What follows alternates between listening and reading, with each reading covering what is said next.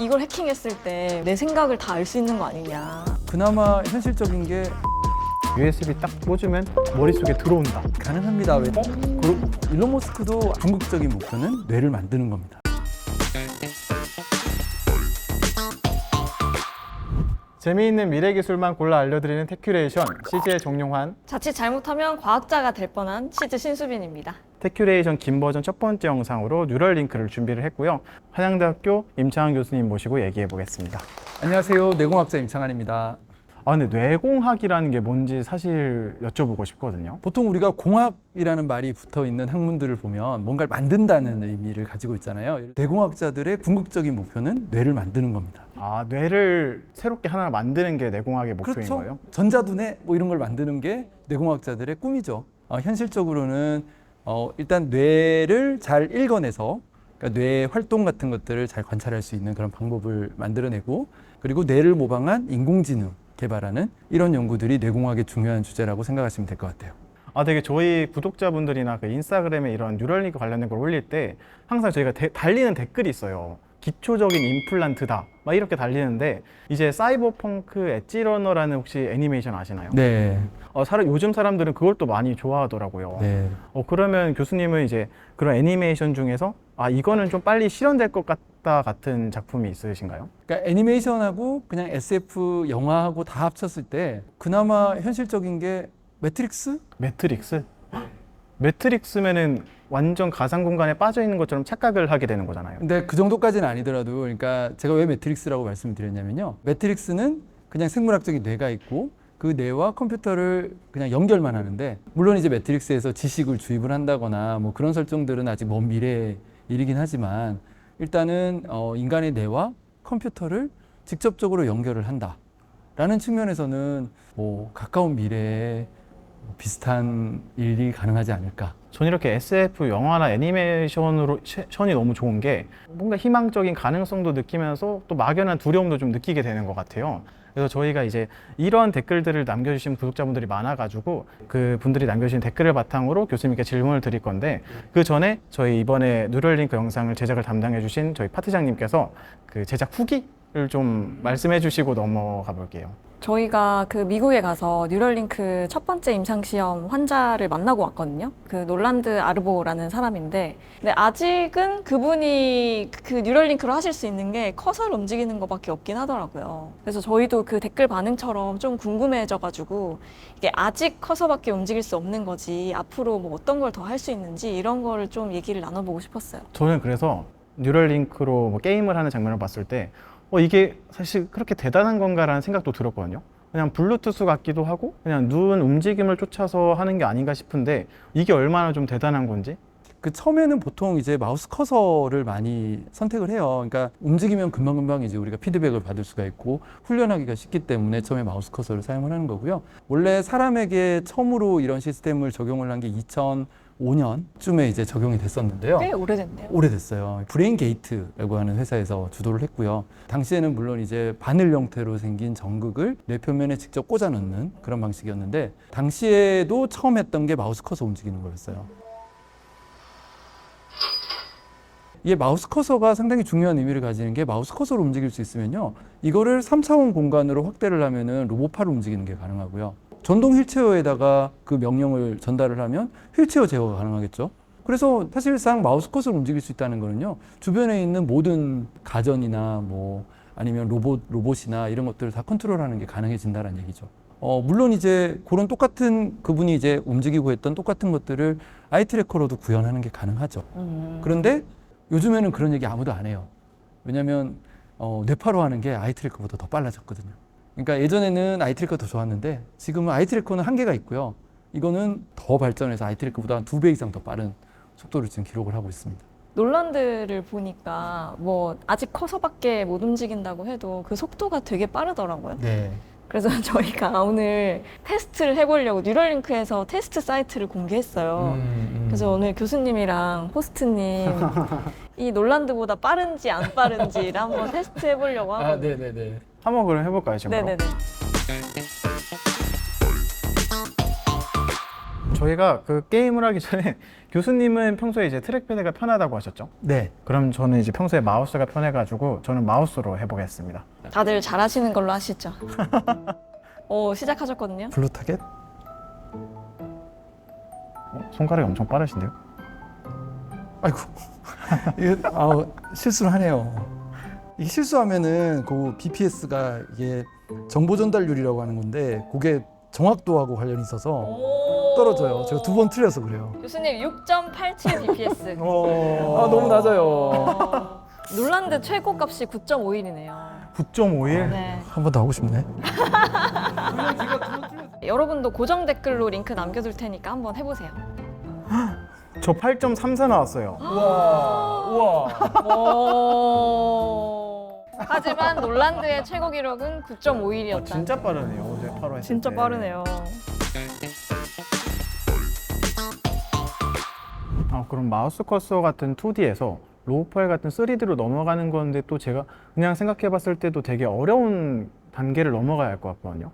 크게 어렵지는 않고요. 왜냐하면 우리가 꽉 쥐면은 얘가 뭐 위로 올라가고, 그 다음에 예를 들어 손을 이렇게 뭐 착 펼치면은 아래로 내려가고, 이런 식으로 명령어를 추가를 하기만 하면 되거든요. 지금까지 이제 로우팔 제어한 것들 중에서 가장 성공적이었던 게 지금으로부터 벌써 한 12년, 13년 전에 피츠버그 대학교에서 시연을 공개를 했었어요. 그 영상을 보면요, 실제로 자연스럽게 공 같은 것도 집어올려요. 그러니까 뉴럴링크 기술이 어떻게 보면 완전히 새로운 기술이 아니고요. 이미 20년 전부터 사람에게 적용이 돼서 수많은 테스트를 거쳤던 방식인데, 뇌의 신호를 읽어오는 방식에서 조금 차이가 있는 거죠. 예전에는 바늘 형태로 되어 있는 그런 전극들을 딱 꽂아서, 그 다음에 신호도 유선으로, 그러니까 케이블을 이용해서 계속 연결되는 거예요? 케이블로 이렇게. 무선이 안 됐던 거군요. 그렇죠. 그게 이제 뉴럴링크로 오게 되면서 실 형태로 뇌에 좀 데미지를 적게 주면서 신호를 측정할 수 있는 방식으로 바뀌었고, 그 신호를 몸 밖으로 내보낼 때도 무선으로 내보내게. 바늘이 실로 바뀌었고 유선이 무선으로 바뀌었다, 이런 거군요. 그럼 바늘일 때는 지금 기술보다 안 좋은 이유가 있는 건가요? 일단 뇌에 데미지가 많이 생기죠. 그러니까 딱딱한 바늘을 이렇게 꽂아 놓으니까, 문제는 이제 꽂을 때도 물론 이제 뇌에 상처가 생기긴 하는데, 뇌척수액이라고 하는 액체 안에 뇌가 떠 있거든요. 네. 그래서 우리가 실제로 머리를 이렇게 흔들면은 그 안에서 뇌가 조금씩 움직여요. 움직이는데 바늘이 꽂혀 있는 상태에서 뇌가 흔들리니까 흔들릴 때마다 계속해서 상처가 나요. 근데 얘가 상처가 나면 그 상처 자체도 문제지만, 이게 상처가 나면 아물잖아요. 그렇죠. 상처가 아물면서 뇌 신호 측정의 감도가 떨어져요. 신호가 잘 측정되지 않는다는 얘기죠. 그러니까 그런 문제가 있었는데, 이게 그래서 흐물흐물한 실을 꽂아 놓게 되면은 뇌가 흔들리더라도 실이 같이 따라서 움직이잖아요. 그렇죠. 그래서 상처가 안 생기는 거예요. 어쨌든 바늘은 아니더라도 어떤 기계 장치가 들어가는 거잖아요. 근데 뭐 임플란트 같은 거를 할 때 뭘 할 때 면역 반응 같은 것도 이제 치명적이지 않을까 생각이 들어서 그런 거에 대한 위험성은 없나요? 일단 이제 뇌에다가 직접 삽입하는 전극 같은 경우에는 그 생체 적합성이 상당히 높은, 기존에 이제 의료용으로 많이 사용하고 있는 그런 이제 재료들을 사용을 하면 그런 걸 이제 좀 줄일 수가 있고요. 사실은 그거보다 좀 더 걱정되는 부분이, 어떻게 보면 외부하고 통신할 수 있는 그런 그런 칩, 지금 두개골 자리에 들어가게 되는데요. 그러니까 두개골 아래쪽에는 사실 뇌척수액이라고 하는 액체가 있죠. 근데 재밌게도 이 뇌척수액 안에 면역세포가 없어요. 면역 거부 반응이 일어나지 않습니다. 그래서 어떻게 보면 의외로 이 뇌가 다른 이제 신체 부위들보다 뭔가를 집어넣기에 더 유리하게 만들어져 있어요.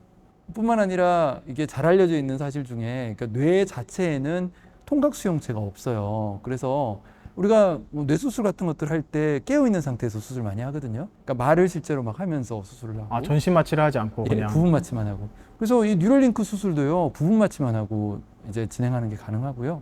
네, 뉴럴링크의 목표기도 하죠. 라식 수술처럼 그냥 누워서 잠깐 기계를 기다리면 뉴럴링크가 들어갈 거다. 뭐 이런 식으로.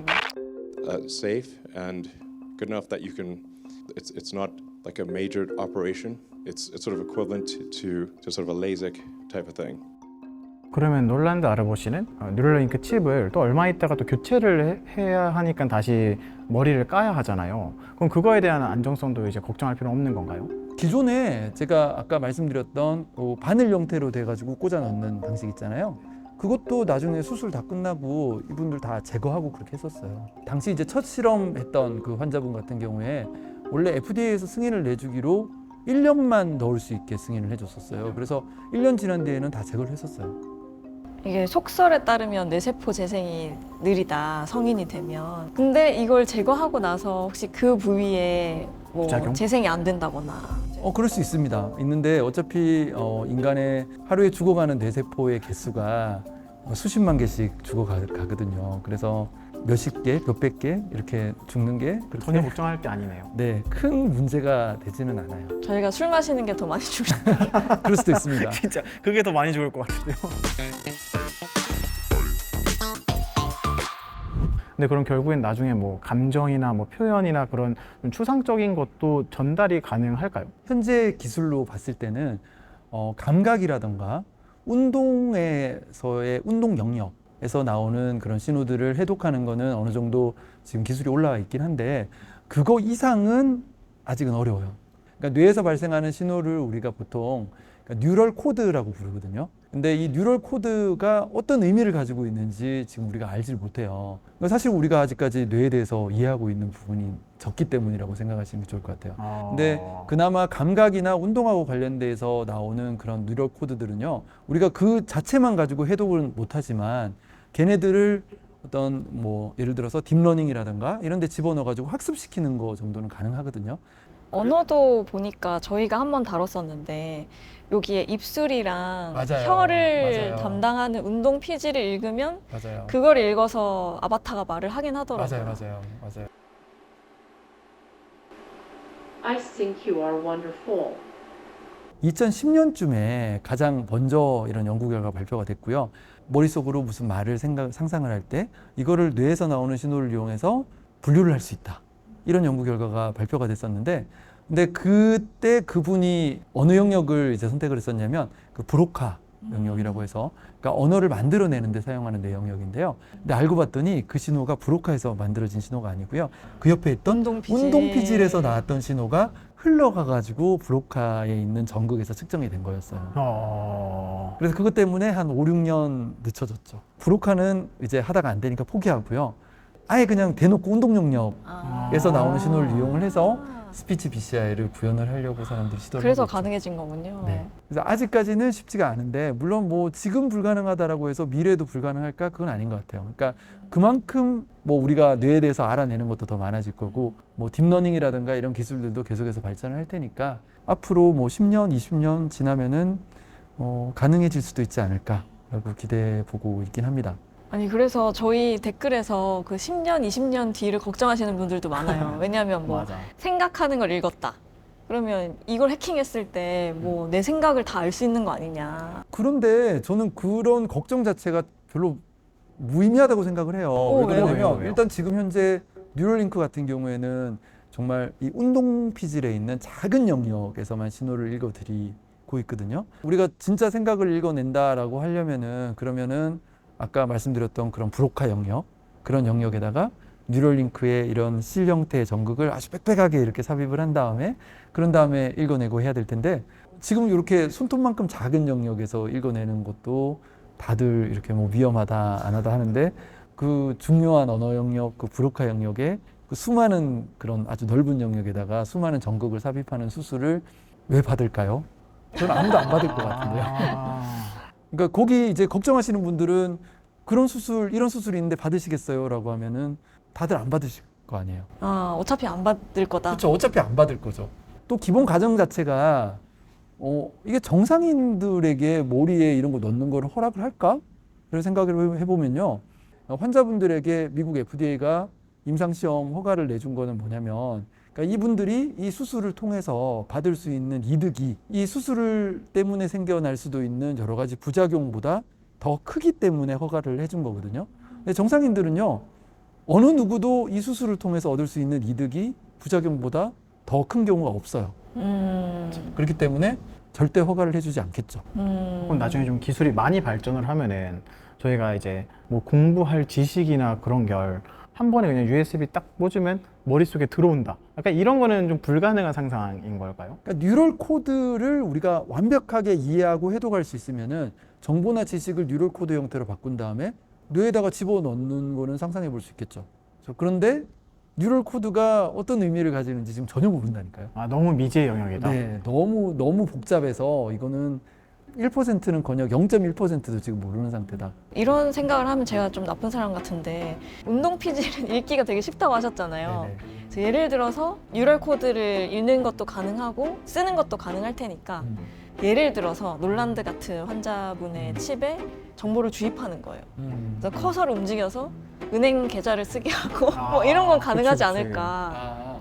이론적으로는 가능합니다. 왜냐하면 우리가 무선 이제 블루투스 같은 걸 통해 가지고 기계하고 이제 연결을 하기 때문에 이론적으로는 가능하지만 뉴럴링크에서 프레스 컨퍼런스 할 때 기자들한테서 제일 많이 나왔던 질문 중에 하나 그거예요. 이런 보안 문제, 뉴로 해킹은 어떻게 할 거냐라고 했는데 뭐 일론 머스크 답변은 뭐 사실은 그냥 원론적인 수준에서 그래서 우리가 보안 전문가들을 많이 고용을 하고 있다. 뭐 이런 이제 얘기들 했고요. 그래서 뭐 그거 말고는 사실 방법이 없을 것 같아요. 그래서 그거를 막을 수 있는 어떤 통신 보안 관련된 그런 기술도 같이 개발이 돼야겠죠. 와, 그럼 확실히 뭔가 뇌든 이 뉴럴링크 기술에 대한 연구가 더 진행되고 나서 좀 더 눈에 보일 것 같은 문제점들이긴 하네요. 네.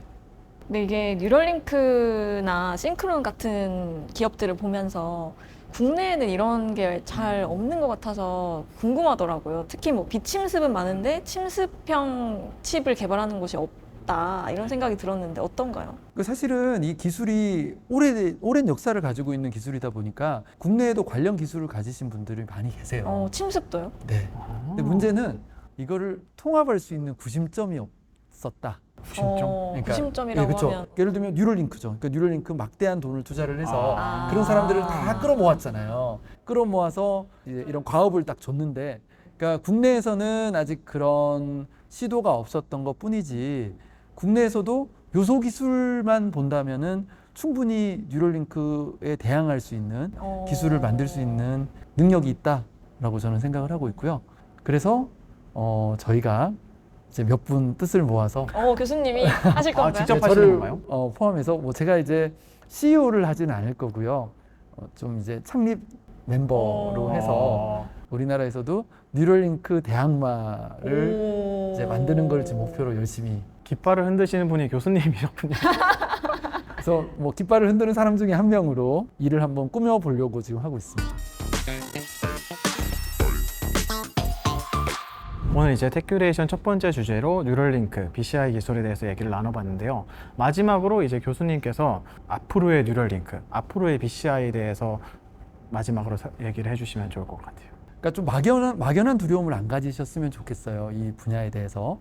그래서 뭐 일반인들에게 이런 기술들이 적용될 가능성은 현재로서는 없다라고 생각하시는 게 맞을 것 같고요. 그게 기술적이나 아니면은 사회 제도적으로도 사실 일반인에게 이 기술은 적용되지 않을 것이다.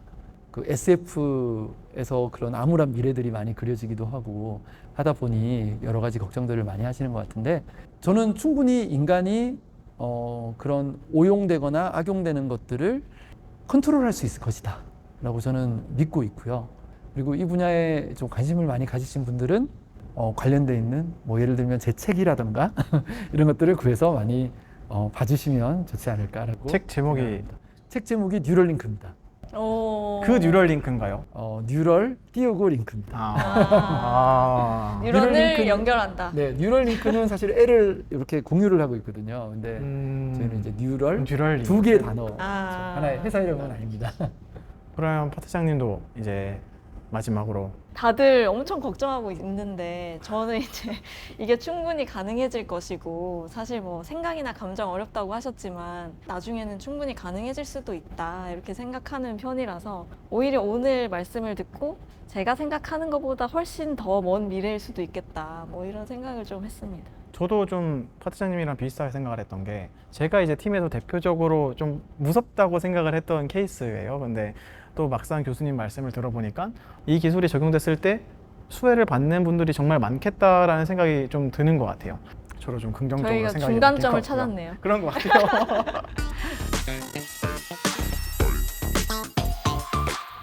먼저 보는 미래기술 테큐레이션, 저희가 첫 번째 주제로 뉴럴링크, BCI 기술에 대해서 얘기를 나눠봤고요. 한양대학교 바이오메디컬 공학과 임창환 교수님과 얘기를 나눠봤습니다. 다음 이 시간에도 더 재미있는 이야기를 갖고 와보겠습니다. 고생하셨습니다. 고생하셨습니다.